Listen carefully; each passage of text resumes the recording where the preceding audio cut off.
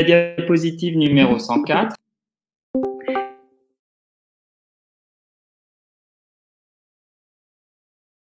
C'est considéré dans ce solide d'un élément chimique qu'on va appeler X. Et cet élément chimique, c'est un élément qu'on va considérer comme incompatible de par son comportement lors de la fusion partielle.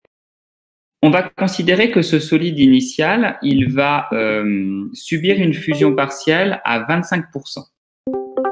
Donc, on voit sur le côté qu'on a un magma qui représente 25% par rapport au solide initial, et du coup, l'arestite représente initial, et ben, mon élément, il représentait 25%. Il avait une teneur de 25% du solide initial. Mais quand on regarde après la fusion, et ben dans le liquide, il représente 75% de ce liquide. Donc, ça veut dire que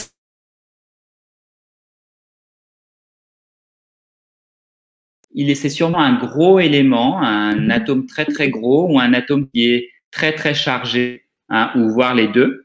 Et du coup, dans les réseaux cristallins des minéraux, il n'est pas bien, il ne trouve pas très bien sa place. Donc, dès aussitôt qu'une fusion s'opère, et cet élément, il va quitter du coup le solide et rejoindre le liquide, puisque dans le liquide, il n'y aura pas de réseau cristallin et donc du coup, il ne sera pas contraint. Il trouvera plus sa place. Ce qui fait que du coup, on voit bien que 3 des 4 petits carrés gris du solide initial ont rejoint le liquide. Il ne nous reste plus qu'un petit carré gris. Et si on fait le calcul, ça veut dire qu'on aurait sur les 12 petits carrés, entre guillemets, du solide résiduel, on n'aurait qu'un seul qui serait gris. Donc, ça fait du 1 sur 12 égale 8%. Du coup, la teneur de 25%, elle a chuté à 8%. Dans le solide résiduel, dans la restite. Le taux de fusion ici, c'est 25%. Donc, on voit bien qu'en réalité, il suffirait de faire, pour calculer ce taux, la masse du liquide sur la masse du solide. Donc, autrement dit, la masse du liquide, c'est le taux de fusion F fois la masse du solide initial. Et du coup, la masse de la restite, c'est la masse du solide initial fois 1 moins F.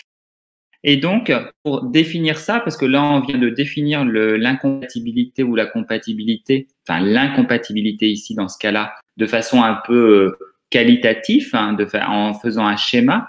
Mais si je veux véritablement mesurer cette incompatibilité vis-à-vis du solide, vis-à-vis du réseau cristallin, et donc le fait de bien aimer finalement les liquides, on va calculer le coefficient de partage. Donc, on le note D. Donc, par exemple,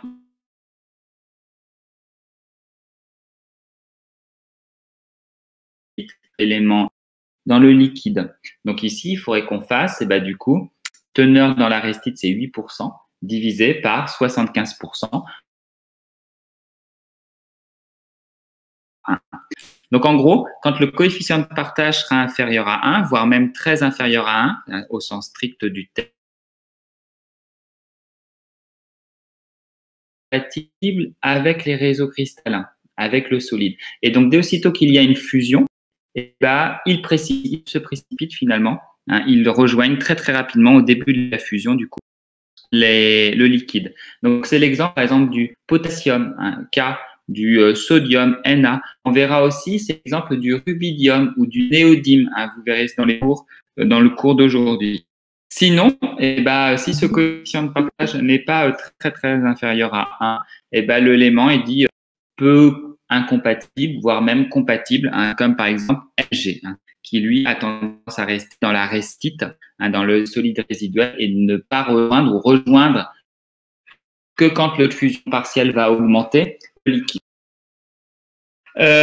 Cette notion, elle est dépendante quand même des conditions physico-chimiques, de pression, de température, ainsi que de teneur en eau.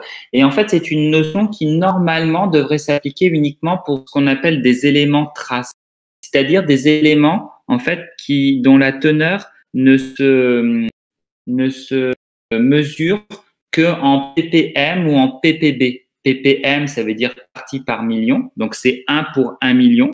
Et ppb, 1 ppb, c'est 1 pour 1 milliard. Alors que nous, on a pour l'instant parlé que d'éléments majeurs dont la teneur se mesurait en pourcentage, c'est-à-dire 1%, hein, et non pas 1 pour 1 million ou 1 pour 1 milliard. Donc, effectivement, normalement, on devrait faire que pour les éléments traces, hein, les éléments en trace, hein, qui se mesurent en ppb ou en ppm, donc qui sont très rares finalement dans la roche. On les applique quand même à des éléments majeurs. Par exemple, on dit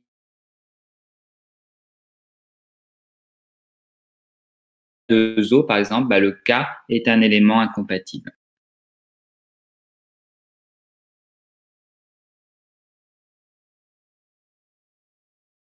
Est-ce que vous m'entendez toujours? Oui. Oui, très bien. Oui, ça saute un peu, mal. Ça sautait un peu. Bon, alors je vais essayer d'aller. On va essayer de continuer.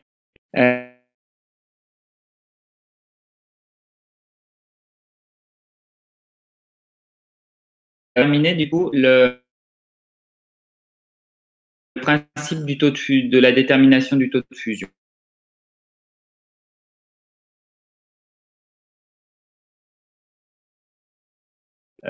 Enfin, la masse du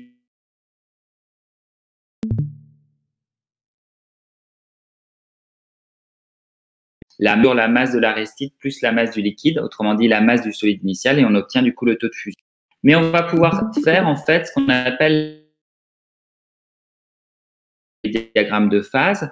On va l'appliquer en fait en faisant des graphiques, ce qu'on appelle des graphiques de Harker. Ce sont des graphiques qui reposent sur la composition chimique.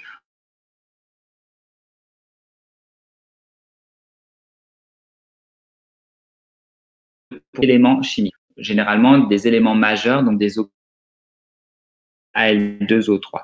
Donc, quand on prend par exemple la composition chimique du coup de ma roche-mère, de ma restite et de mon liquide, et qu'on le place comme par exemple à la diapositive 106 dans un diagramme où j'ai pris en fait un élément en ordonnée incompatible comme le K2O, hein, le K, la teneur en Al2O3, la lumière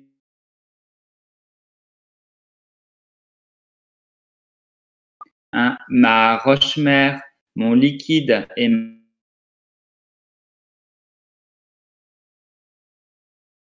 le pivot de ce levier, hein, c'est le point S, c'est le roche-mère. Le point L, eh ben, lui, bien évidemment, lors de la fusion, c'est enrichi le liquide contient une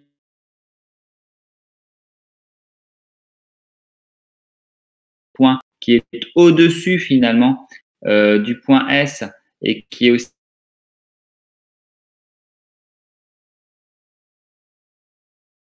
liquide. Au contraire, l'aristide, elle, a vu partir, enfin le solide a vu partir du coup ces éléments incompatibles et donc du coup se retrouve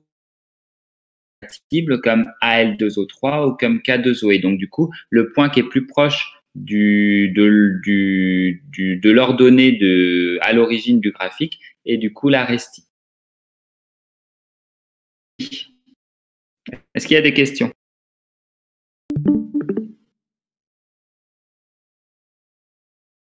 Alors, on peut faire en reprenant aussi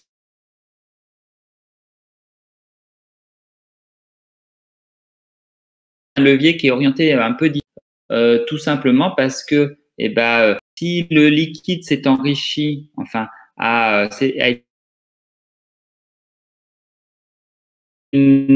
au début, en tout cas, il ne reçoit pas les éléments compatibles. Et donc, du coup, c'est assez normal que du coup, le point L soit plus proche finalement de l'axe des ordonnées, autrement dit, un abscisse qui est plus petit. Et la restite, au contraire, comme elle s'appauvrit en éléments incompatibles et qu'elle est par contre enrichie en éléments compatibles qui restent dans le solide, le point R, du coup, est plutôt un petit ordonnée et un fort abscisse. Pour cela, je vais revenir du coup à la diapositive 106. Et en fait, il faut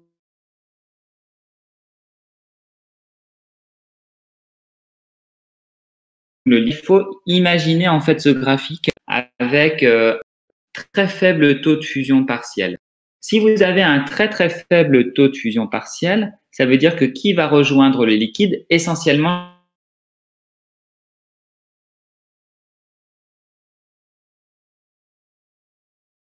donc ça veut dire que mon point L, il va être très loin, un très grand ordonnée, un très grand abscisse, et donc du coup il va être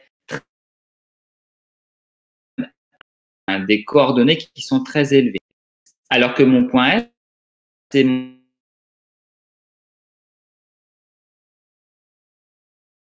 position qui est fixe au départ. Si maintenant j'augmente la fusion, eh ben, mes éléments incompatibles par des éléments moins incompatibles, voire des éléments compatibles qui commencent à arriver puisque le taux de fusion augmente. Donc ça veut dire que mon point L, il va commencer à se rapprocher, il était très très loin de se rapprocher. Autrement dit, il est élevé et donc du coup se rapprocher vers le S. Donc, ça veut dire que mon segment SL, eh ben, c'est un segment au cours de la fusion qui va diminuer. Ça veut dire que ce segment SL, en fait, il représente le solide, la phase solide qui finalement disparaît, qui s'amoindrit puis disparaît au cours de la fusion. Donc, ça représente en fait la restite. Alors que le segment RS, eh ben, c'est le raisonnement inverse. Quand on fait un tout petit taux de fusion, genre 1%, eh ben, par rapport à la roche-mère, la restite, elle va avoir quasiment la même composition parce qu'il y a quasiment très peu d'éléments qui ont quitté 1%, c'est rien.